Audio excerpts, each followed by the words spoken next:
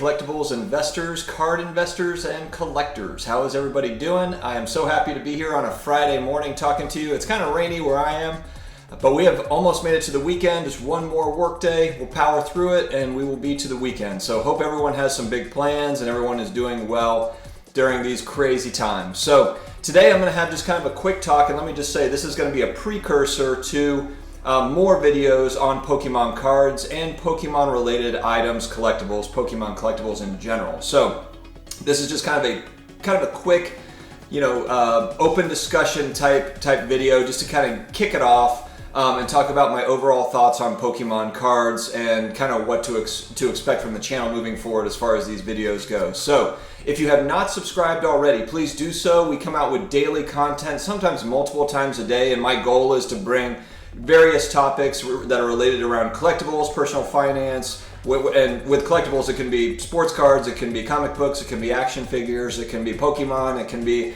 all sorts of different things. I'm open to suggestions as well. I really love doing the research on this stuff and talking about it. So let's go ahead and dig right into it. I do think that Pokemon certainly has a place within collectibles, the collectibles world.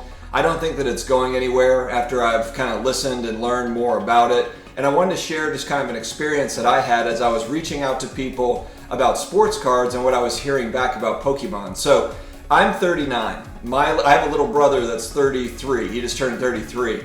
And he, when I talked to him about it, and then I also talked to one of my colleagues who is 32. And I've talked to other people. I've reached out to them and said, like, hey, are you into sports cards? I've got this channel. I've been talking about sports cards and kind of what I've been doing with it.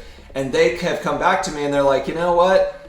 I had some sports cards, but I was really more into Pokemon. And they're kind of like embarrassed about it. Like, and they would say like, I was kind of like a dork back then or whatever. And I'm like, dude, man, embrace your inner dork. Embrace that. I don't care. Do you think that, everybody loves sports cards? No, I mean, they don't, so it was just funny to get that feedback. They were almost embarrassed to talk to me about it. And I was just like, look, God, if that was your thing, that's your thing. And they were just saying like and then they would get into talking about it and you could just kind of see the passion, about Pokemon, and it got the wheels turning back to, childhood times. And it really brought that full circle for me as I was talking to more and more kind of 30-year-old guys that I know that, used to collect cards, used to play the game back then, and that was their thing. So we talk about on the channel all the time, nostalgia drives a lot of collectibles buys.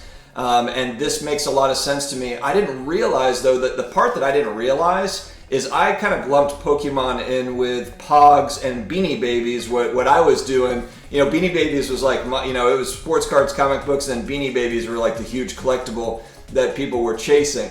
So I kind of lumped Pokemon in with that group. It's like, okay, here's this pop culture thing that happened, but it's just kind of a fly-by-night type thing, and we won't see any more of it. And so that's when, recently when I heard about Pokemon becoming more popular, again, I was just kind of thinking like, well, that's just probably a fad.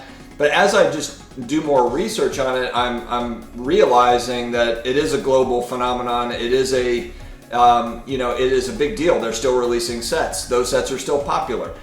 There's people that are still very, very involved in Pokemon. So it's certainly not just this, fly-by-night thing. This is not a Beanie Baby type thing. Now, is it for you? I think that's what you have to decide is, if you just heard about, hey, like maybe I can make some money in this.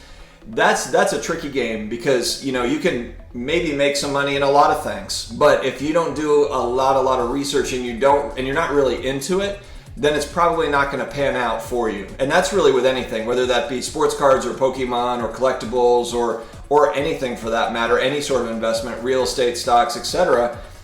You have to either put the work in, or if you're in real estate, you have to have some sort of real estate advisor. If you're in the stock market, you want to have some sort of a fund manager. It's really no different with collectibles. You really have to do the work yourself. So with Pokemon, is it for you? Well, you're going to have to decide that based on, are you going to do the work? And you really have to look at a lot of different things, whether it be eBay sold listings, what are trending. You need to learn about the game. You need to listen to I've been listening to a lot of podcasts and a lot of different people that are very knowledgeable on the subject just to get started before I even, and I haven't bought any Pokemon. It's funny, my mom brought me a box of cards a couple of months ago, and there was about 100 Pokemon cards from 1999 in that box, and I thought that, I was like, hey, everybody quit your jobs, we're in great shape. It was the unlimited set. It wasn't the first edition or the Shadowless. So as I got to learning more about it, I understood that those were not very rare cards. I do have those cards, but I have not bought any Pokemon cards. I am in the research phase of this thing where I'm just trying to learn more about it. And that's where, it's not to say that I won't buy any Pokemon, but I just want to learn more about it. I'm going to share in an upcoming video too, something that I saw that concerned me a little bit, not about Pokemon, but just about some of the cards. I'm going to share that in a separate video though, so stay tuned for that. This is going to be a series on Pokemon, just because it's become a lot more relevant, and I have viewership asking me for more information on Pokemon, and I want to try to provide that the best I can, and it's going to be through the research I'm doing, and I'll kind of report back to you what I'm seeing. But guys, let me know what your thoughts are on Pokemon, and I think it's actually Pokemon, not Pokemon, Pokemon.